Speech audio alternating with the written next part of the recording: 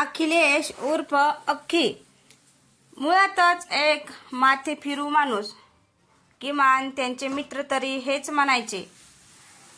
वडिलांचा यशस्वी व्यवसाय, अभ्यासातली गती असं सगळं असूनही जेव्हा त्यानं डिफेन्स सर्व्हिसमध्ये जायचा हट्ट धरला तेव्हा कोणालाच त्याचं फारसं आश्चर्य वाटलं नाही. सगळ्या प्रक्रिया पूर्ण करून तो नेव्हल एअर आर्म्सला जॉईन झाला आणि नंतर मित्रांच्यातलाही त्यांचा संपर्क कमी होत गेला. 2-1 वर्षापूर्वी त्याच्या बेपत्ता होण्याची बातमी धडकली तेव्हा मात्र सगळेच हळहळले. घरी सांत्वन करण्यासाठी रीघ लागली आणि आज 2.5 वर्षाच्या भल्या मोठ्या कालखंडानंतर अखिलेश पुन्हा मित्रांच्या गराड्यात होता. मध्यंतरीच्या काळात तो कुठे गहाळ होता? नक्की काय घडलेले तेव्हा? अनेक प्रश्नांचा भंडीमार होत होता. सर्वांचे प्रश्न शांतपणे ऐकून घेतल्यावर अखिलेशने बोलायला सुरुवात केली. मी नेव्हल सर्व्हिस जॉईन केली. या पलीकडे तुम्हाला काहीच माहिती नाही. कदाचित कधी कळलंही नसतं, पण आज परिस्थितीनं अशी वेळ आणली की मला हे सांगावंच लागतंय. नेव्ही जॉईन केल्यानंतरच्या काही काळातच माझी निवड सिक्रेट सर्व्हिससाठी झाली. अर्थात याबद्दल कुणालाच कल्पना दिली नव्हती. अगदी मम्मी पप्पांनाही नाही. यथायोग्य प्रशिक्षण घेऊन मी नेमून दिलेल्या कामगिरीवर रवाना झालो. ती कामगिरी काय होती, तिचं काय झालं हे ते सांगणं प्रशस्त नाहीये आणि त्याचा माझ्या हकीकतशी संबंधही नाहीये. त्यामुळे आपण तिकडे दुर्लक्ष करू. तर मी माझ्या मिशनवर असताना दुर्दैवानं माझं प्लॅन अपघातग्रस्त झालं. रडारच्या टप्प्यात न येण्यासाठी फार कमी उंचीवरून उडण्याचा हा एक धोका होताच. डोळे उघडले तेव्हा मी सर्वस्वी अनोळखी भूभागावर होतो. मी तिथे कसा पोहोचलो, माझ्या विमानाचे अवशेष कुठे पडले याबद्दल मला काहीच कल्पना नाही. आजूबाजूला नजर फिरवतानाच डोकं काम करायला लागलं. सर्वप्रथम मी माझ्याबद्दल ओळख सांगणाऱ्या कागदपत्रांची विल्हेवाट लावायची तयारी केली. कदाचित मी शत्रू प्रदेशातही असू शकेन. केवळ योगायोगानं विमान भरकटून मी इथे आलो हे कारण संयुक्त वाटेल इतपतच खानाखुणा मी शिल्लक ठेवल्या. तोपर्यंत तरी आजूबाजूला कुणाचाच वावर असल्याची काही चिन्हे मला दिसली नाहीत. बराच काळ नुसता एकाच ठिकाणी घालवल्यावर मी पहाटेच्या अधूक उजेडात आजूबाजूचा अंदाज घेण्यासाठी निघालो. जवळपास मानवी वस्ती असेल तर तिथवर किंवा किमान मोकळ्या जागी जिथून मला परदेशाचा थोडाफार अंदाज येऊ शकेल. बराच वेळ झाडाझुडपातून प्रवास करत राहिल्यावर कानावर समुद्राचा आवाज आला.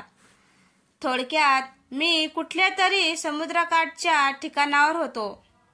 वेड्यासारखा वाट काढत मी समुद्र किनाऱ्यावर पोहोचलो. पण आजूबाजूचा अनंत पसरलेला सागर पाहून जाग्यावरच थिजलो. दूरवर कुठेही काही नजरेच्या टप्प्यात येत नव्हतं. निव्वळ पाणी आणि पाणीच. आजूबाजूला नजर टाकली तरी जमिनीला स्पर्श करत वेड्या वाकड्या वळणांनी पसरत गेलेला समुद्र दिसत होता. मी होतो कुठे?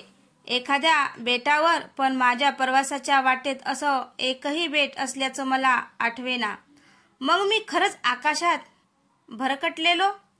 हताश मनानं परत फिरून मी माझी तात्पुरती राहण्याची सोय पाहायला निघालो. समुद्रकिनारा सोडणं हे योग्य ठरलं नसतं, कारण एव्हाना माझ्या नाहीसे होण्याची खबर नक्की लागली असणार होती आणि शोध मोहीमही घेतली जाणार होतीच. पण गुप्ततेने. त्यामुळे समुद्रकिनाऱ्याची जागा मला सुटकेच्या दृष्टीनं महत्वाची होती. अर्थात संपूर्ण भूभाग नजरेखालून गेल्याशिवाय नेमकी जागा ठरवणं शक्यच नव्हतं. डोक्यात विचारात मोहोळ उठलेलं असताना आजूबाजूला होणाऱ्या चोरट्या हालचाली काही क्षण माझ्या लक्षात आल्या नाहीत. पण प्रशिक्षित मेंदून त्यांची नोंद घेतली आणि मी एका जागी थपकलो. माझं अचानक थांबणं कदाचित त्यांना अपेक्षित नसावं, त्यामुळे माझ्या नजरेच्या कोणाच्या बाहेरून हालचाल करणारे गोंधळले आणि माझी नजर त्यांच्यावर पडली.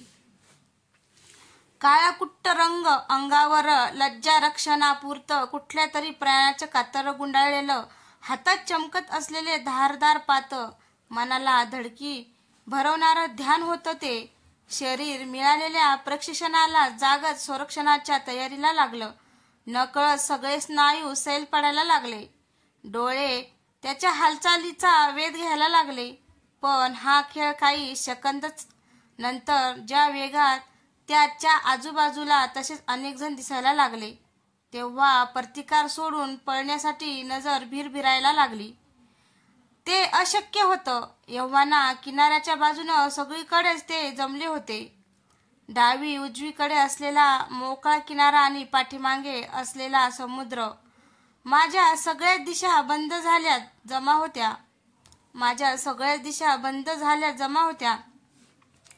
काही मिनिटं असतील. त्यांनी माझं निरीक्षण निश्चितच आधीच केलं असणार, पण मला त्यांचा अंदाज घ्यायला काही मिनिट लागलीच. काही झालं तरी समोरच्या परिस्थितीला तोंड हे द्यायलाच लागणार होतं, अन्यथा पळणार कुठे. मी त्यांचा अंदाज घ्यायचं ठरवलं आणि जवळ काही शस्त्र नसल्याची खूण म्हणून दोन्ही हात वर उचलले. माहीत नाही ही खूण कोणी आणि कधी ठरवली असेल, ते पण सगळ्या जगभरात ताबडतोब ओळखली जाते हे खरं. माझ्याकडून धोका नसल्याची खात्री होता सगळीकडून ते मोकळ्या वाळूत यायला लागले. एकंदरीत त्यांच्या हालचालीत काहीच आक्रमकता दिसत नव्हती. होता तो सावधानपणा. मी अलगद त्यांच्या गराड्यात वेढला गेलो. दूर किनाऱ्यापासून बरंच दूर अंतरावर असलेल्या त्या तळ्यात मी पुन्हा एकदा स्वतःचं प्रतिबिंब निहाळत होतो. दाढी मिशा वाढल्या असल्यानं तो चेहरा मलाही ओळखू आला नाही. एरवी शरीरात बांधलेल्या शिस्तीनं कित्येक महिन्यात चेहऱ्यावर दाढीची खुरट सुद्धा वाढलेली कधी आठवत नव्हती. गेले किती दिवस मी इथे होतो मलाच आठवत नव्हतं. सूर्याच्या उदय आणि अस्तावर ते ठरवावं म्हटलं तरी कितीतरी काळ मी तिथल्या एका अंधाऱ्या गृहात सूर्यप्रकाश वाचून काढला होता. एव्हाना माझा जर काही शोध झालाच असेल तर तो हे नक्कीच थांबवण्यात आला असणार होता. काळोख्या गृहेत ठणठणत्या पलित्यांच्या वेड्यावाकड्या उजेडात राहून मला वेड लागलं नाही हेच नवल. त्या गृहेत पाऊल टाकताना भीती वाटलेली. कदाचित हा आपल्या आयुष्याचा शेवट. पण कित्येक काळ काहीच घडलं नाही. पाहुण्याची बडदास्त ठेवावी त्याप्रमाणे वेळच्या वेळी अन्न पाण्याचा पुरवठा मला होत होता. मात्र गृहेच्या बाहेर पाऊल टाकायला मनाई होती. ते नक्की कशाची खात्री करत होते देव जाणे. पण तशी ती त्यांची पटली असावी एक दिवस. अचानक मला त्यांनी गृहेच्या बाहेर आणलं. त्या दिवसापासून मी मोकळाच होतो. मनाला येईल तिथे फिरू शकत होतो, पण ते एका ठराविक मर्यादेत. त्यांच्यापैकी कुणाची ना कुणाची नजर माझ्यावर असायचीच. जरा जरी मी नजरेआड व्हायचा प्रयत्न केला तरी काही न बोलता एक जण उघडं पात घेऊन समोर उभा टाकायचा. मला समुद्रकिनारी जायचं होतं.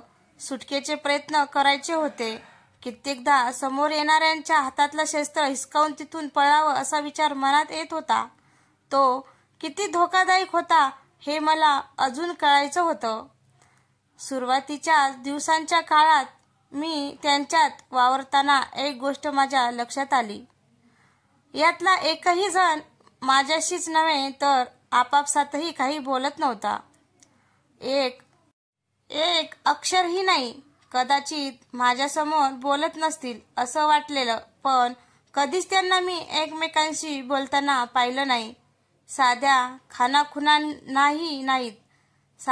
खानाखुणाही नाहीत तरी त्यांचे व्यवहार सुरळीत चालत असायचे. इतकं आखीव रेखीव वागणं मी अद्याप कुठेच अनुभवलं नव्हतं. दुसरा एक चमत्कारिक अनुभव आला, तो म्हणजे मला भूक लागली किंवा आणखी काही गरज भासली तर त्यांच्यातला कुणी ना कुणी समोर येऊन उभा राहायचाच. योगायोग म्हटलं तरी तो प्रत्येक वेळी घडतो असं नाही ना.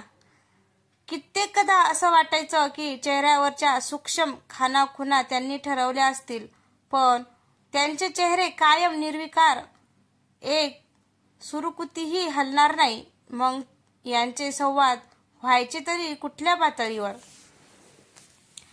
उत्सुकता अशी गोष्ट आहे की ती माणसाला गप्प बसू देतच नाही. मी त्यांचं बारकाईनं निरीक्षण करायला सुरुवात केली. एव्हाना आणखी एक गोष्ट लक्षात आलेली, ती म्हणजे इथे वावरणारे सगळे पुरुषच होते. क्वचित एखादा लहान मुलगा दिसायचा, पण तो फार काळ नसायचा. ज्या अर्थी ते लहान मुलं येत होती त्या अर्थी कुठे ना कुठे वंशवृद्धीही होत होती, पण ती नजरेच्या टप्प्याआड. स्त्रियाही तिथेच असाव्यात. तिथे अवतरणारे नवतरुणही सराईतपणे वावरायचे, म्हणजे यांचं प्रशिक्षण त्यांना मिळत असावं. एका चमत्कारिक संस्कृतीची माहिती मिळत होती ही, ज्या स्त्री आणि पुरुष पूर्णपणे वेगवेगळ्या भागात वावरत होते. न जाणं कुठल्या कारणास्तव मी यांचाही शोध घ्यायचा प्रयत्न केला, पण प्रत्येक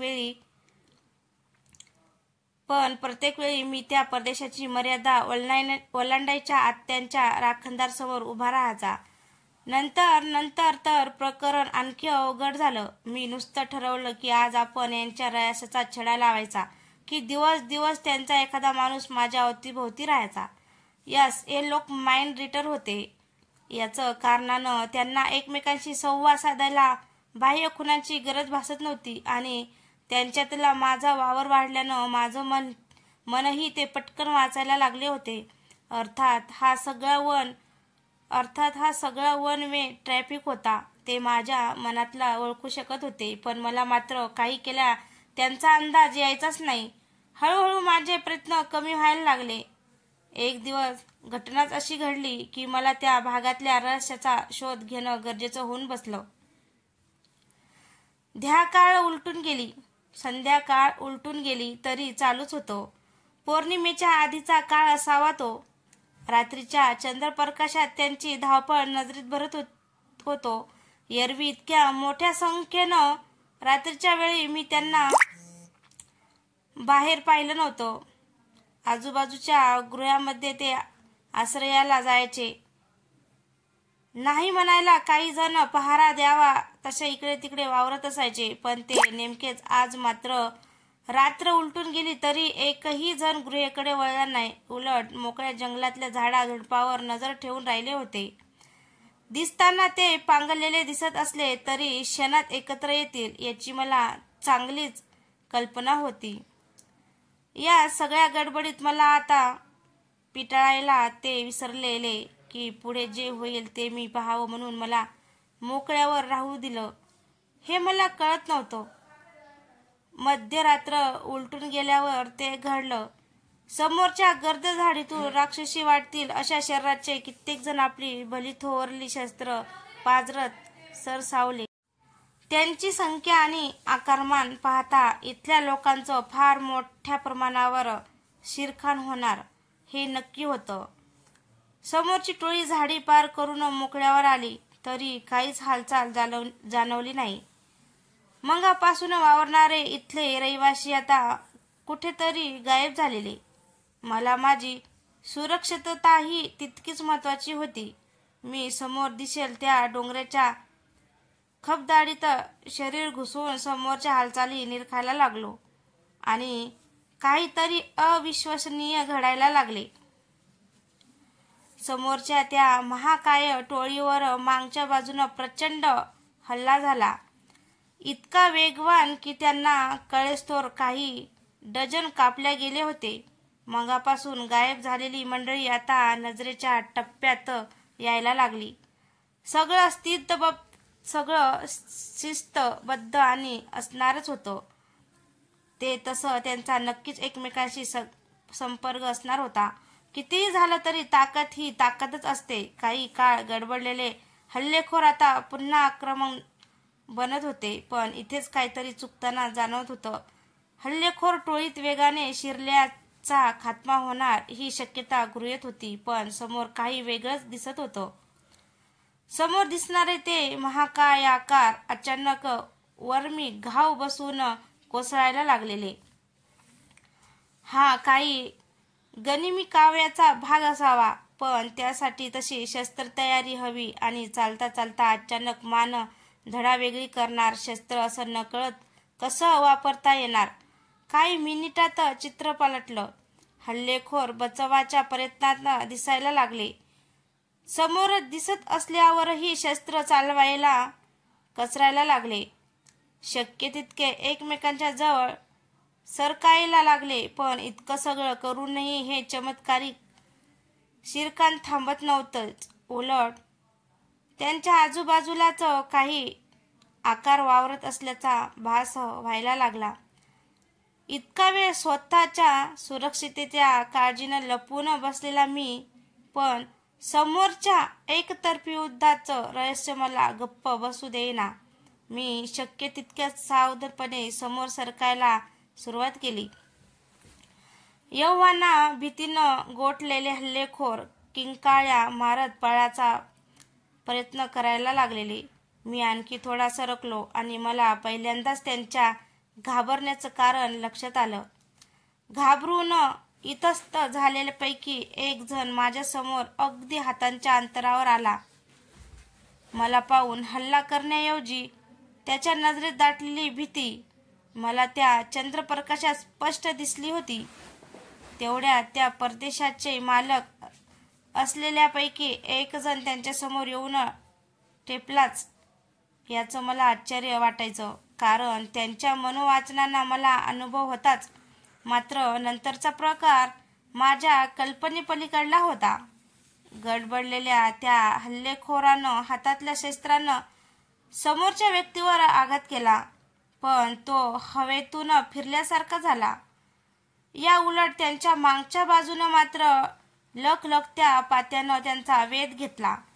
माझी पूर्ण खात्री होती तिथे आम्ही तिघाव्यतिरिक्त चौथा कोणी नव्हतं, पण हे घडलं, माझ्यासमोर घडलं. विश्वास ठेवावा की ठेवू नये यासाठी काही वेळ देण्याच्या आतच खाली पडलेल्या त्या देहावरून शस्त्रधारी सावली बाजूला सरकली.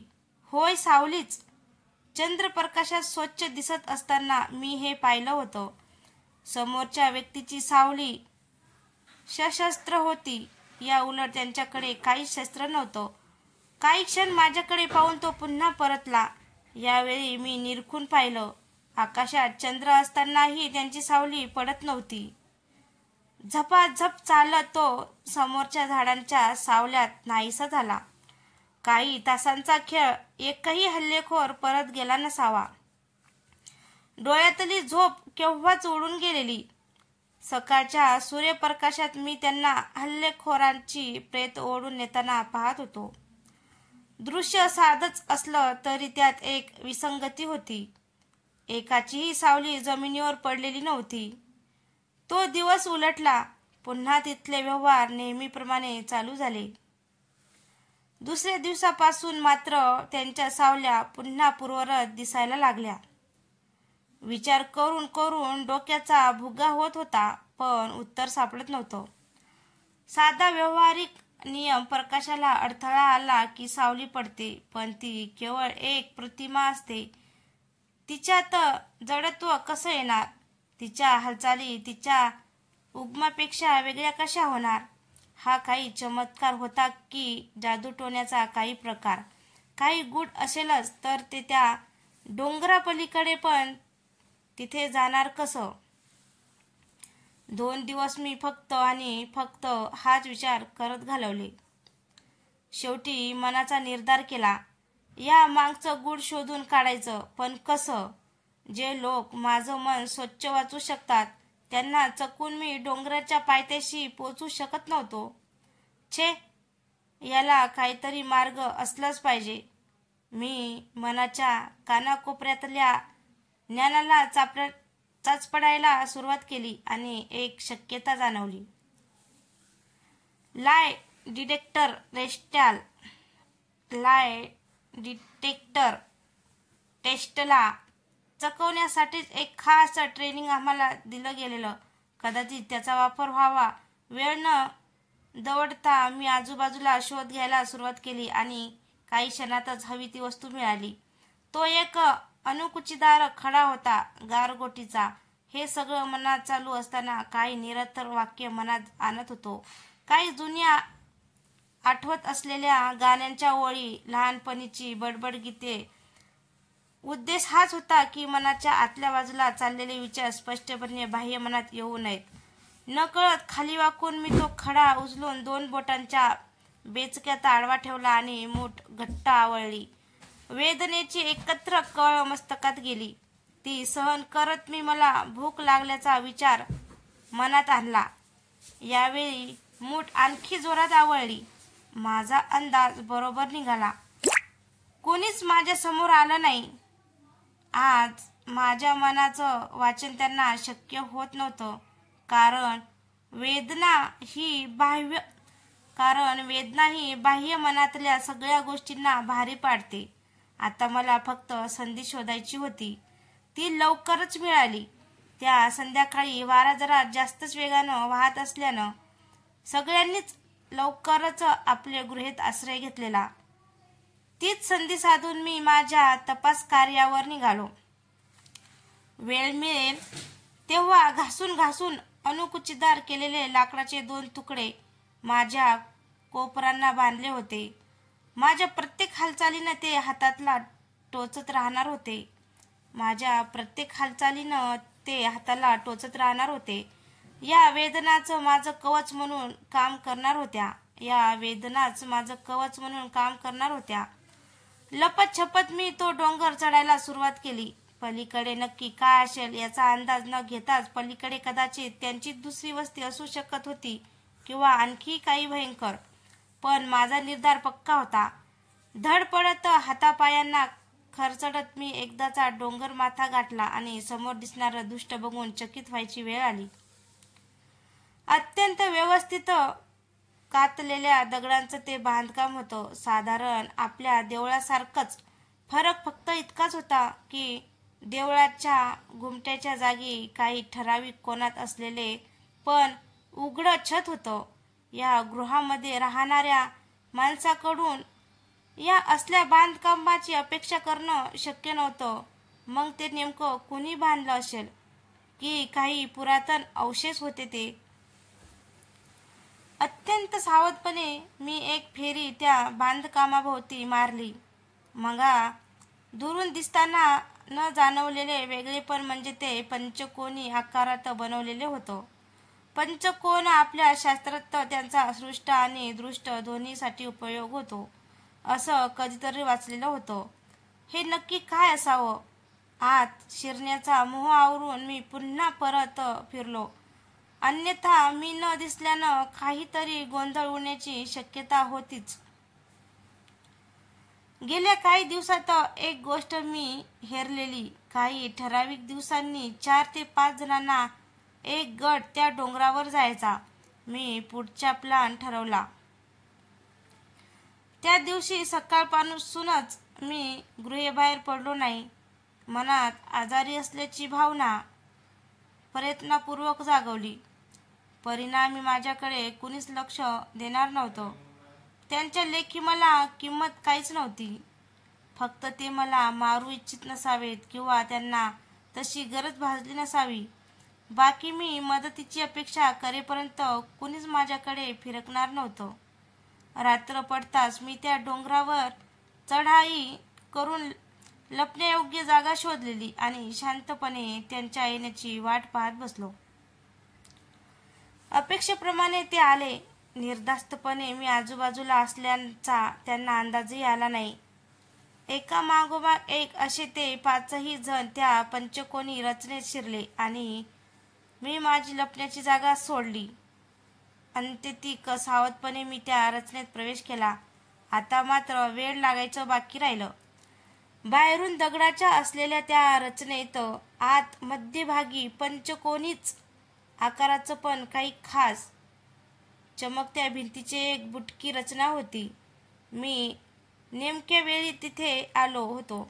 आत्ताच आलेल्या गटातल्या एकानं त्या रचनेत उडी मारली आणि काही काळ तसाच थांबला. कसली वाट पाहत असावा तो, की काही मंत्रोपचार वगैरे चालू असावं.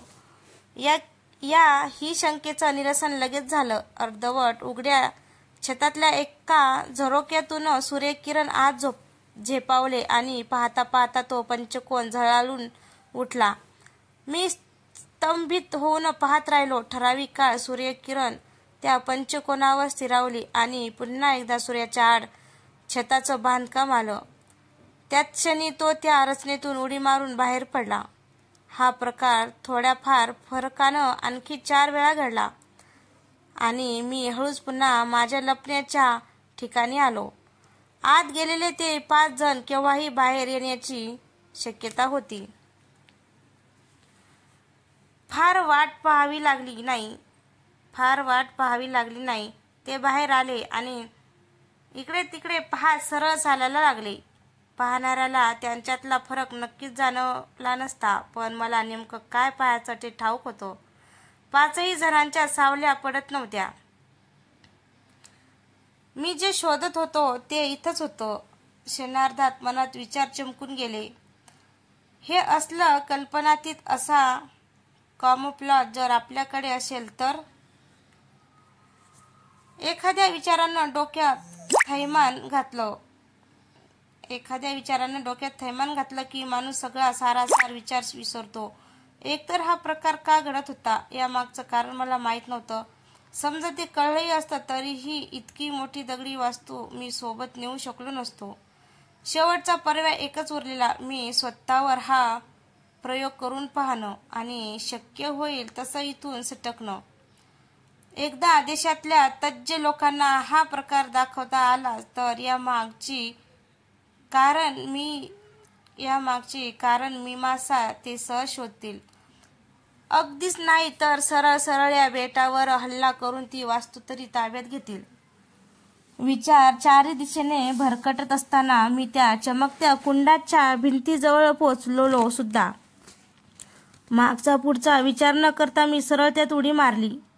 मात्र मगापासून विचाराच्या नांदात मी एक गोष्ट पार विसरून गेलेलो. माझे विचार ते लोक वाचू शकतात. अर्थात मी पुढे काय करण्याची तयारी करतो हे कदाचित त्यांना कळलं नसेल, पण आत्ता मी नेमकं काय करायला निघालो हे त्यांना नक्की कळलं होतं. मी त्या चमकत्या कुंड्यात उडी मारली आणि मगाशी इथून गेलेले 5ही जण दरवाजाच्या चौकटीतून धावत आत शिरले. नशीब नावाची काहीतरी चीज असते. त्यांनी माझ्यापर्यंत पोहोचायच्या आतच सूर्याची किरण झरोक्यातून त्या रचनेवर पडली. झगझगता उजेड, बंद पापण्यातून एखाद्या सुईसारखा डोळ्यांना टोचणारा उजेड, शरीरातून काहीतरी बाहेर ओढले जात असल्याची शरीर पिसासारखं झलक होतं असल्याची विलक्षण जाणीव. हा प्रकार किती काळ चालला मलाच माहीत नाही, पण जेव्हा डोळे उघडले तेव्हा समोर दिसले ते थिजलेले 5 जण पुतळे झाल्यासारखे एकाच जागी खिळून राहिलेले होते. 5 जणांच्या गराड्यात मला त्या वस्तीवर नेण्यात आलं. तिथं काय चर्चा झाली असेल हे मला कळणं कदापि शक्य नव्हतं. चर्चा शब्द चुकीचा म्हणायचा. एकमेकांशी बोललं तर चर्चा म्हणायची ना. ती इथे सगळंच अबोल कारभार. मी माझ्या जीवाची आशा कधीच सोडून दिलेली. त्यामुळे त्यांनी मला मध्यभागी घेऊन एका निश्चित दिशेने चालायला सुरुवात केली. तेव्हाही मी सुटकेची धडपड केलीच नाही. शरीरातील जी हलकेपणाची भावना आणखी प्रबळ झाली. पुन्हा एकदा तोच उधाणता समुद्र, तीच आजूबाजूला पसरलेली वाळू, मनातील अनिश्चितताही तीच. फक्त परिस्थितीत फरक असेल तर इतकाच की मी तेव्हा जगण्याची धडपड करत होतो. आता मरण कसं येईल याचा विचार डोक्यात येत होता. काहीतरी वेगळं घडलं होतं. माझ्या अंगावर भाजलेल्या कांद्याचा जुडगा आणि पाण्याची कातडीत थैली टाकून ते तसेच निर्विकारपणे मागे फिरून गेले. कदाचित विनाकारण मनुष्यवध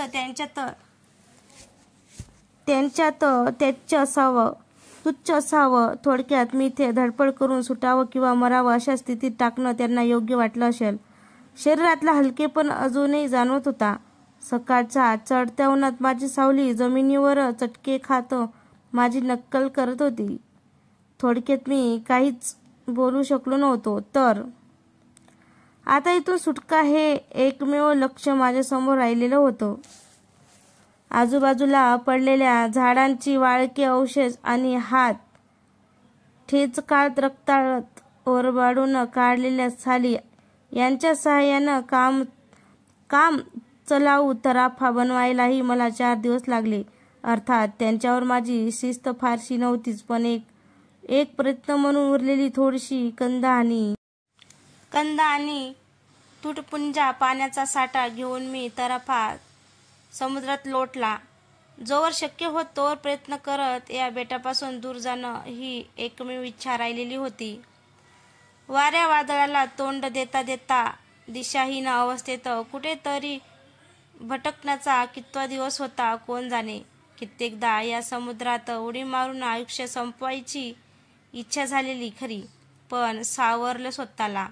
अन्न संपलेलं, पाणी संपलेलं. कित्येकदा ग्लानी येऊन मी तराफ्यावर पडून असायचो. असाच कधीतरी ग्लानीत असताना मला कुणीतरी उचलण्याची जाणीव झाली. तो एक संशोधन करणारा जहाज होतं. बऱ्यापैकी शुद्धीवर आल्यावर मी त्यांना आमच्या कोचीच्या बेसबद्दल सांगितलं आणि तिथे संपर्क करण्याची विनंती केली. दुसऱ्या दिवशी वेगवान गस्ती नौका मला त्या जहाजावरून उचलून बेसवर घेऊन गेल्या. 15-20 दिवस मी तिथल्या हॉस्पिटलमध्ये घालवले आणि चौकशी समितीला तोंड द्यायला तयार झालो. तिथे मला पहिल्यांदा कळलं की मी चक्क 1.5 वर्ष बेपत्ता होतो आणि आता अचानक सापडलेलो मुद्दा वादग्रस्त होता. माझ्याकडे स्पष्टीकरण मागितलं आणि मी माझी पूर्ण कहाणी सांगून टाकली. यानंतरचा आठवडा एक प्रचंड झंझावात आल्यासारखं वातावरण होतं. टेबलावर पसरलेले नकाशे, सॅटेलाइट्सनी पाठवलेले फोटो, खास उंचावरून टेहळणी करणाऱ्या विमानाचे अहवाल. कोणाच्याच सांगण्यावर विश्वास दिसत नव्हता. आणि का असावा? कुठलाच पुरावा. असं एखादं अनोळखी बेट मी सापडलो त्या ठिकाणापासून 500 मैलावरच्या परिघात सुद्धा असल्याचं दाखवत नव्हतं. याचाच पुढचा संशय म्हणजे मी परक्रिया राष्ट्राच्या हाती लागून माझं ब्रेन वॉशिंग करून मला काही विघातक कारवाया करण्यासाठी परत पाठवण्यात आलं असावं. त्या बाजूनही अनेक परीक्षांना तोंड द्यावं लागलं. मन थकून जाईल इतक्या चौकशीपासून ते सोडियम पेटेथॉलपर्यंत निष्पत्र काहीच नाही. बरं, माझ्या सांगण्यावर विश्वास बसावा असा एकही पुरावा माझ्याकडेही नव्हताच. शरीर हलकं हलकं मात्र वाटत होतं, पण ही सिद्ध होणाऱ्यातली गोष्ट नक्की होती. सरतेशेवटी सर्वमान्य निकष लावला गेलाच. त्यांची शक्यता मला जास्त वाटत होती. आत्यंतिक प्रतिकूल परिस्थिती बराच काळ काढल्यानं माझ्या मानसिक आरोग्यावर परिणाम झाला असावा. थोड्याफार फरकानं सगळ्यांनाच ही गोष्ट एव्हाना पटली होती. फार वेळ न दवडता माझी रक्षा सेवेतून मुक्तता करण्यात आली आणि आज मी इथे आहे. अखिलेशन सलग इतकं बोलल्यानंतर प्रथम थोडी विश्रांती घेतली. एव्हाना हजर असलेल्या प्रत्येक व्यक्तीच्या मनात अखिलेशच्या शहाणपणाबद्दल शंका निर्माण झालीच होती. त्यामुळे एक जोनघेणी शांतता तिथे पसरली होती आणि एक त्यावेळी जीवघेणी शांतता तिथे पसरली होती. माझा एकच प्रश्न आहे, महारुद्र साठेनं त्या शांततेचा भंग केला.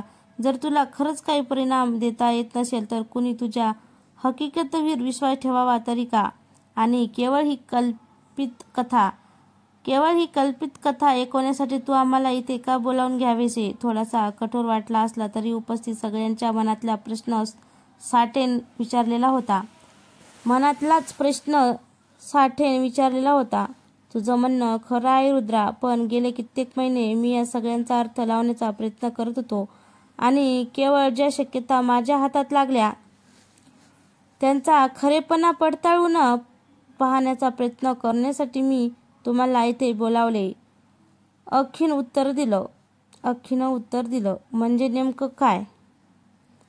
रुद्रा, माझ्या माहितीप्रमाणे तू पदार्थ विज्ञानशास्त्रातला एक प्रमाणशुद्ध आहेस. तुला प्रोफेसर ॲलन गुरुत्व यांची फॉल्स व्हॅक्यूम वाली थिअरी नक्की अभ्यासात आली असेल.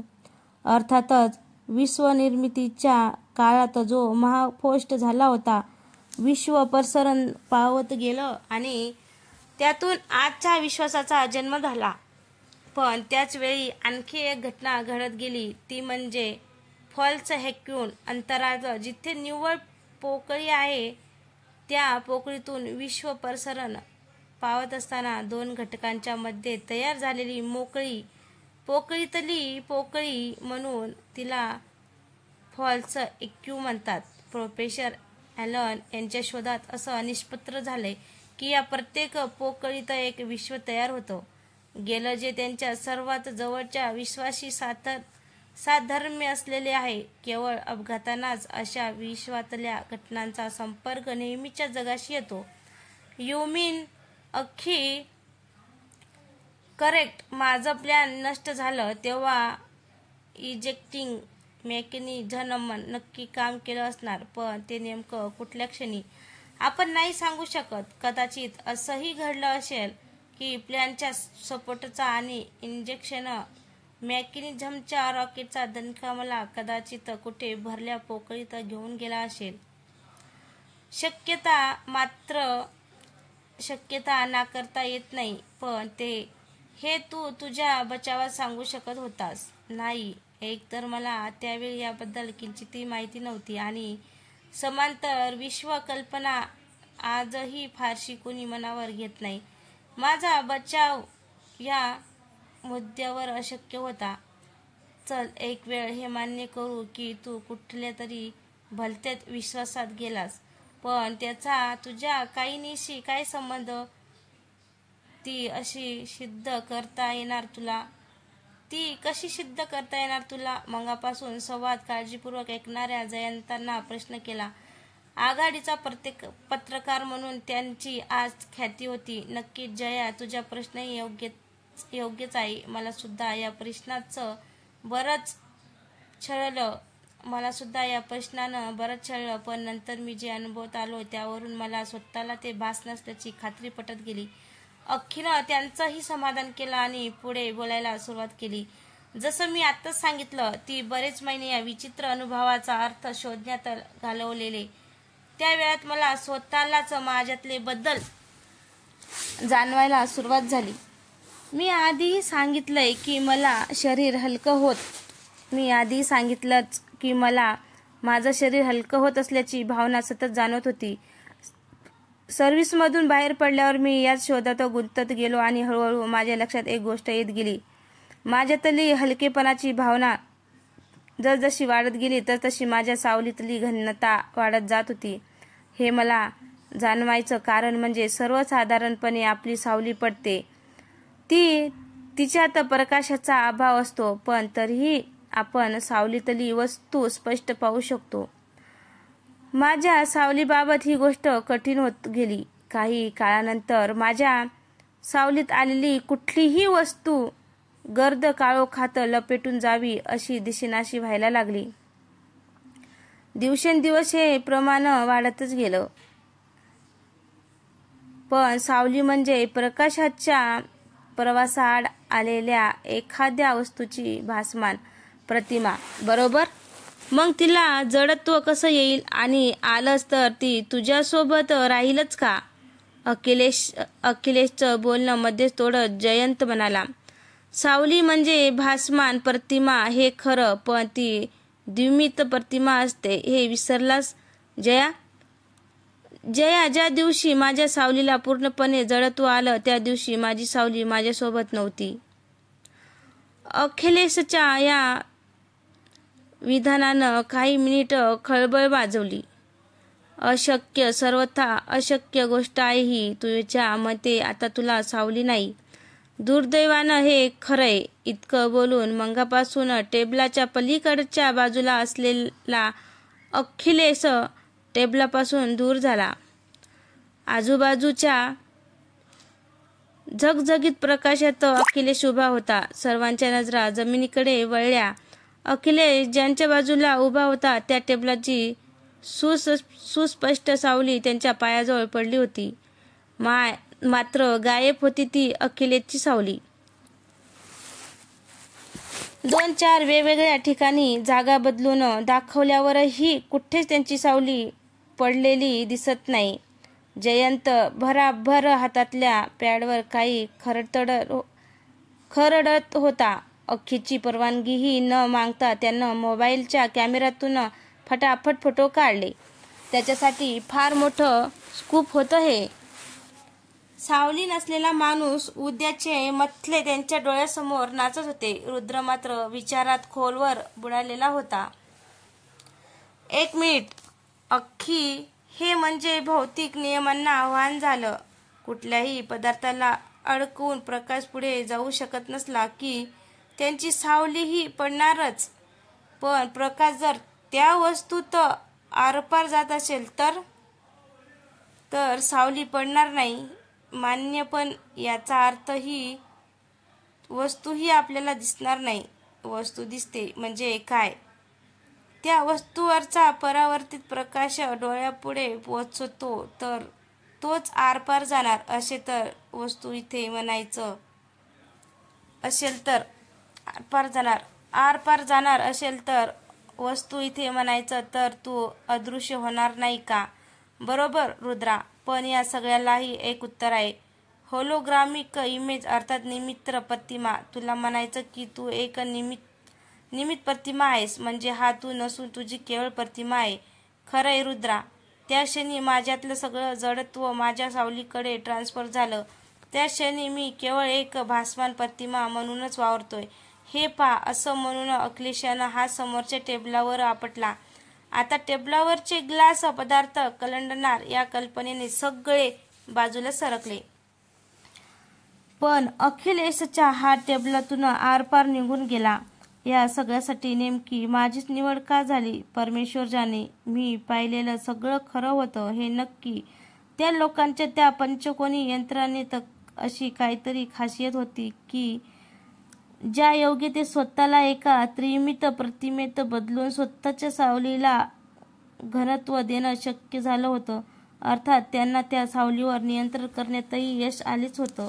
यासाठी कदाचित त्यांच्या मनावर लहानपणापासून काही खास संस्कार केले जात असावेत. दुर्दैवानं मी ज्या गोष्टीला नग्न समजलो तीच ही मानसिक संवादानाची शक्ती. हेच त्यांच्या मागचं रहस्य असावं. त्यांनी त्याच्या शक्तीचा वापर स्वतःच्या संरक्षणापुरता केला आणि स्वाभाविकच त्याचं ज्ञान परक्याच्या हातात लागू दिलं नाही. मी मात्र परिणामाचा विचार करता त्यांच्या यंत्रणेचा वापर करून प्रतिमा निर्मित केली. पण तीच नियंत्रण मला जमत नसल्यानं तिच्या निर्मितीला वेळ गेला आणि जेव्हा तिची निर्मिती पूर्ण झाली तेव्हा ती माझ्यापासून विलग होऊन तिच्या मार्गाने निघून गेली. नेमकी कुठे? कदाचित तिच्या उगमस्थानाकडे किंवा या जगात कुठेही. पण मला मात्र आता केवळ हे इतकं दृश्य अस्तित्वात राहिलंय. एखाद्या दिवशी कुठल्याही जगात त्या सावलीचा शेवट होईल आणि आपल्या जगात कसलाही मागमूस न ठेवता मी नाहीसा झालेला असेल. अखिलेश बोलायचा थांबला आणि सगळीकडे एक शून्य